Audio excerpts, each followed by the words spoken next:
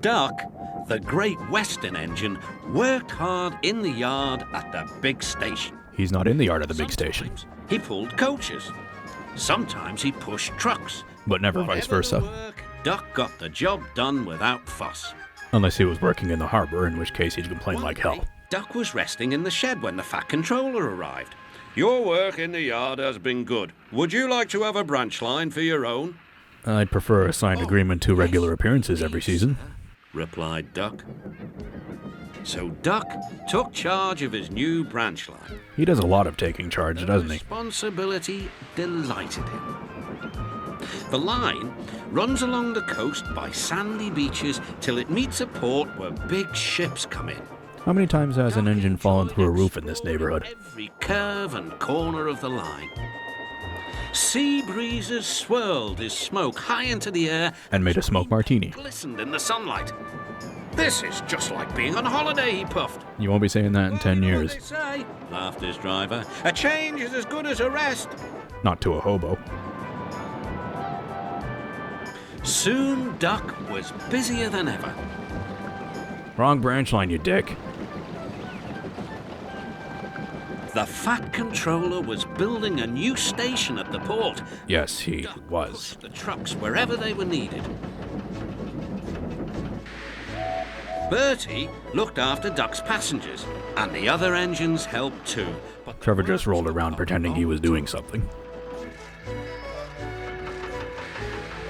noise and dust filled the air. Don't worry, whistled Toby. Ah, Toby's getting some payback.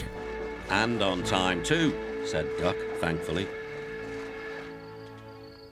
Duck felt his responsibility deeply. Minuscule. Talked endlessly about it.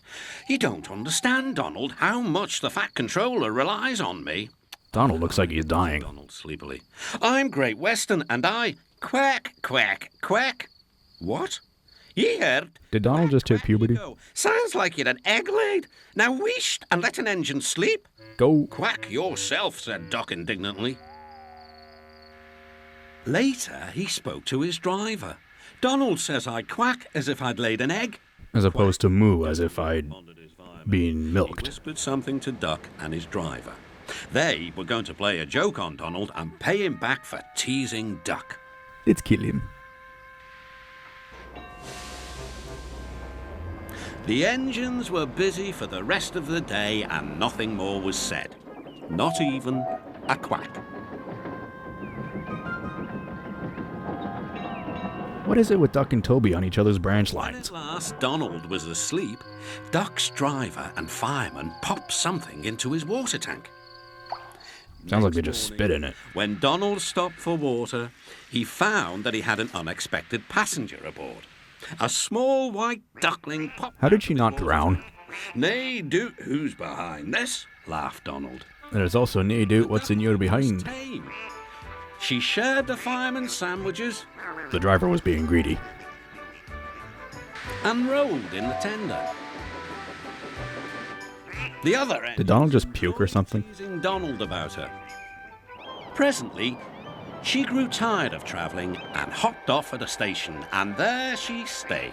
And did a dance routine for the passengers.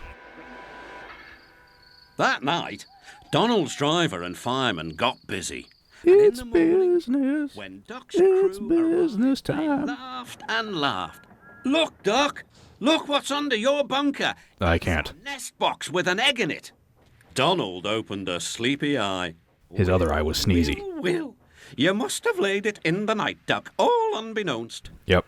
Then Puberty. Duck laughed too. You win, Donald. It'd take a clever engine to get the better of you.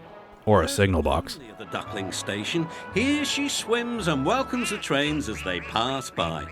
How can she welcome them to a place they're not staying at? Everyone else, she is always Donald's duck. And now it's time for Don't Ask Boss Rheneas. Yeah. Oh, apparently Boss Rheneas is suffering a wardrobe malfunction and is unable to not be asked questions. Thanks for watching. I'm a total freaking rock star from Mars. Baby, come on, bro, I got taco blood. Baby, you bottle my brains and be like, dude, can't handle it.